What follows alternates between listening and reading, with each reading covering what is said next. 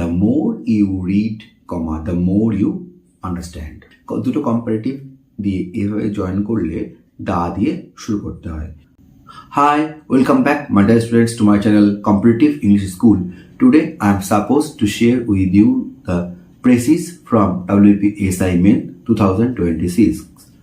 আজকে আমি তোমাদের সাথে ঠিক করেছিলাম যে WP SI মেনের 2026 সালের যে বেসিসটা দিয়েছিল সেটা তোমাদের সাথে শেয়ার করব, কিন্তু সেই বেসিসটা অলরেডি আমি তোমাদের সাথে শেয়ার করে ফেলেছি, কারণ এই সেম বেসিস আগে পিকেতে সরকারের বইয়ের থেকে আমি তোমাদের করে দেখিয়েছি। পিকেতে সরকারের বইতে যেটা বেসিস নাম্বার 8 সেটাই পুরোপুরি তুলে দিয়েছে WP SI মেন 2026-এ।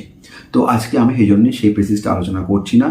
তো সেই বেসিসের লিঙ্কটা আমি একদম ডেসক্রিপশন বক্সের প্রথমেই দিয়ে দিচ্ছি, তোমরা সেখান থেকে সেই বেসিসটা দেখে প্র্যাকটিস করে নিতে পারো বা তোমরা অ্যান্সারটা দেখে নিতে পারো। তো সেই জন্য আমি আজকে এই ক্লাসে প্রেসিসটা শেয়ার না করে শেয়ার করছি ঠিক তারপরে নাম্বার 3 অ্যাপ্রিপোজিশন, নাম্বার 4-এ এসেছিল ইডিয়মস এবং নাম্বার 5-এর যে এরর কারেকশনগুলো ছিল SI মেন 2026 সালে, সেগুলো তোমার সাথে আজকে এই ক্লাসে শেয়ার করছি। তো শুরু করার আগে আমরা সেই যেগুলো আমাদের করতে হবে সেগুলো আমরা দেখে নিই। তো এই টপিকগুলো পড়ে শুনিয়ে আমি টাইম নষ্ট করছি না, তোমরা কয়েক সেকেন্ড আগে জাস্ট দেখে নিজেরা প্র্যাকটিস করো।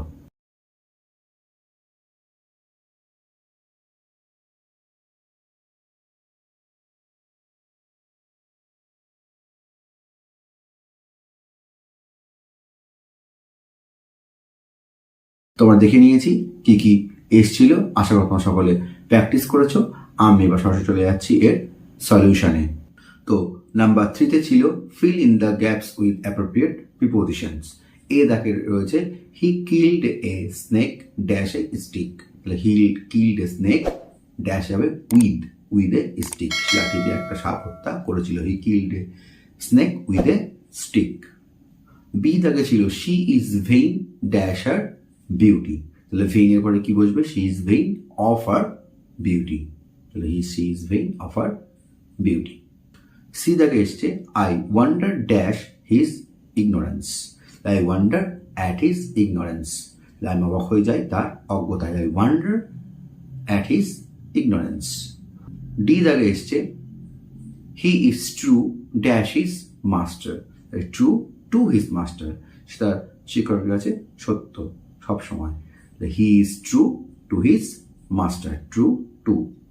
ই দাগে দিয়েছে he insisted dash my going home, তাহলে he insisted on my going home, তাহলে ইনসিস্টেড সে আমাকে বাড়ি যাওয়ার জন্য ইনসিস্ট করছিল। He insisted on my going home, insisted on.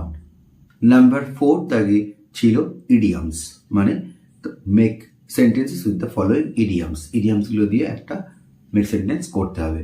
তো আমি তোমাদের সুবিধার্থে পাশে মিনিংটা লিখে দিয়েছি, এক্সাম টাইমে মিনিং লেখার প্রয়োজন নেই, অনলি মিনিংফুল সেন্টেন্স করলেই হবে। এ দাগে এসছে bold from the blue. Bold from the blue means sudden shock, hot করে কোনো শক পাওয়া, বোল্ড ফ্রম দ্য ব্লু, বাংলাতে বজ্রাঘাত হওয়া। তাহলে আমি লিখেছি when he got the news of his son's death his condition was like bolt from the blue, তাহলে যখন সে তার ছেলের মৃত্যুর খবর পেল তার মাথায় বজ্রাঘাত হলো, মানে তার বজ্রাঘাতের মতো অবস্থা হলো, সারের শক সে পেল। when he got the news of his son's death his condition was like bolt from the blue। তোমার শুধু এই মেক সেন্টেন্সটাই লিখলেই হবে। বি দাগে দিয়েছে cock and bull story. Cock and bull story means a foolish and concocted story, অর্থাৎ বাংলায় গাঁজাখুরি গল্প যার কোনো মিনিং নেই বা ভ্যালু নেই। Example, the student told the cock and bull story to his teacher. যে ছাত্রটি তার হোমওয়ার্ক করতে পারেনি তাই সে গাঁজাখুরি গল্প তার টিচারকে বলছে। The student told cock and bull story to his teacher because he failed to do his homework, সে তার হোমওয়ার্ক করতে ব্যর্থ হয়েছিল। সি দাগে এসেছে part and parcel. Part and parcel means an essential and fundamental component. একটা খুব গুরুত্বপূর্ণ এবং জরুরি অংশ, কম্পোনেন্ট, একটা পার্ট। এক্সাম্পল হিসাবে লিখেছি, noise is part and parcel of living in a city. Noise, কোলাহল, হচ্ছে শহরে বাস করার একটা অংশ মধ্যে পড়ে। তাহলে কোলাহল হচ্ছে শহরে বাস করার একটা অংশ। তাহলে noise is part and parcel of living in a city. D দাগে এসেছে wild goose chase. Wild goose chase means futile search বা ফিউটাইল এফর্ট, অর্থাৎ পণ্ড শ্রম বা বৃথা শ্রম। এক্সাম্পল আমি লিখেছি, trying to solve the most difficult math for an hour is like wild goose chase. সবথেকে কঠিন অঙ্ক 1 ঘন্টা ধরে চেষ্টা করার অর্থ হচ্ছে পণ্ড শ্রম। Trying to solve the most difficult math for an hour is like wild goose chess.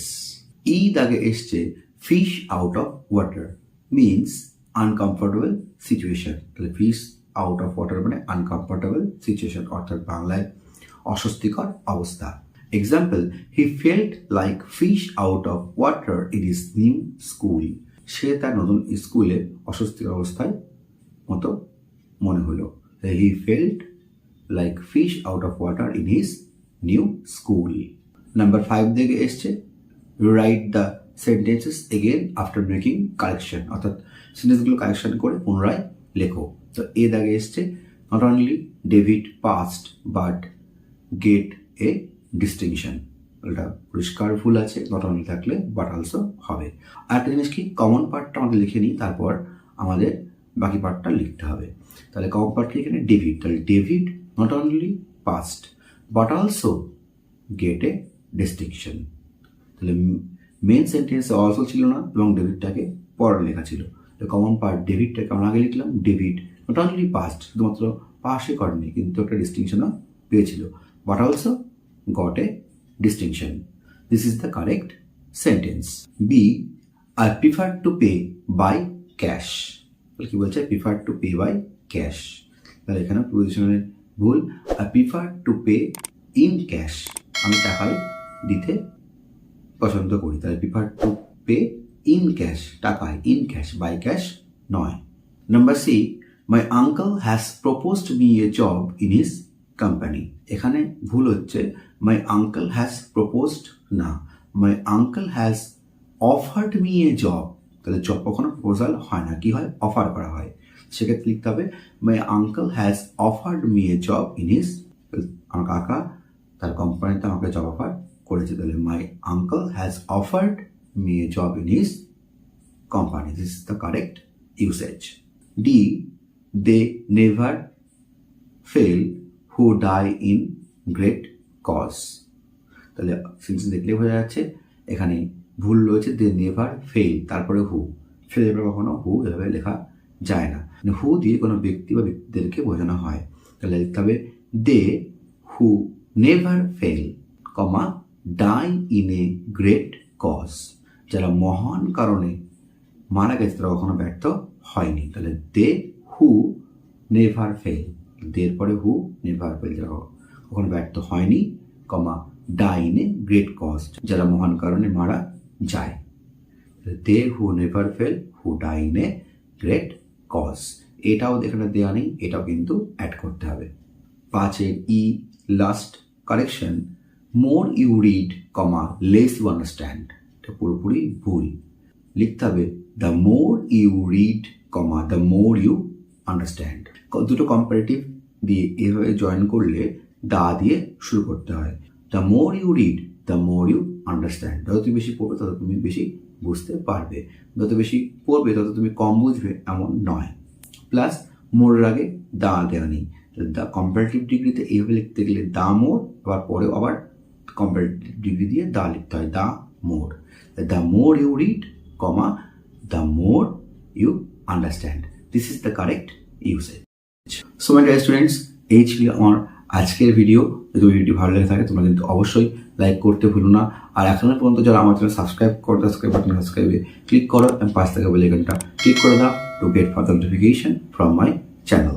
আমি আবারও বলছি, WPSI মেনে যে প্রেসিসটা এসেছিল ওটা কিন্তু পিকিত সরকারের ঠিক 8 নম্বরের প্রেসিসটা, সেটাই তুলে দিয়েছিল পরীক্ষায়। এটা আমি ডেসক্রিপশন বক্সের একদম প্রথমেই লিঙ্ক দিয়ে দিয়েছি, তোমরা সেটা দেখে সলিউশনটা দেখে নাও, তাহলে তোমাদের ওটা পুরোপুরি কভার হয়ে যাবে। এবং আমি ডাব্লিউপি অ্যাসাইনমেন্ট 2026-এর যে আলাদা প্লে লিস্ট করেছি, সেই প্লে লিস্টের মধ্যে ওই ভিডিওটাকে আমি অ্যাড করে দেবো, যাতে তোমাদের বুঝতে সুবিধা হয়। সো মাই ডিয়ার স্টুডেন্টস, আজ এ পর্যন্তই। Thank you, thanks for watching, see you in the next video again.